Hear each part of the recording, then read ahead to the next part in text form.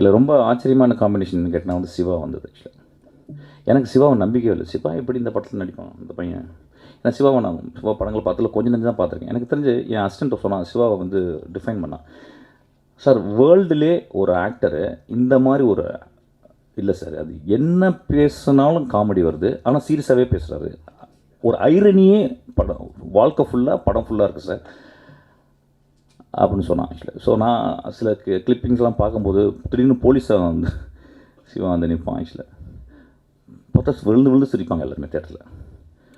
So லைஃபினுடைய ஐரனியை வந்து Shiva is holding very tight actually. So அவன் வந்து எப்படி இந்த படத்தில் வந்து சேர்ந்தான், மன்னிச்சுக்கிட்ட அவன் சொல்கிறேன். ஐ திங்க் ஆமாம் ஆமாம் ஆமாம் அதுதான்.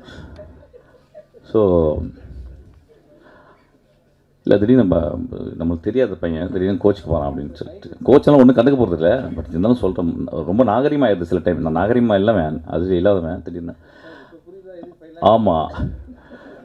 ஸோ இந்த ஓடி கால் இந்த இந்த இந்த ஒரு வேதியியல் எனக்கு புரியவே இல்லை ஆக்சுவலாக. அது ராமுடைய எப்பொழுதுமே திடீர்னு யோசிச்சு ஏதாவது ஒன்று எடுப்பான் ஆக்சுவலாக.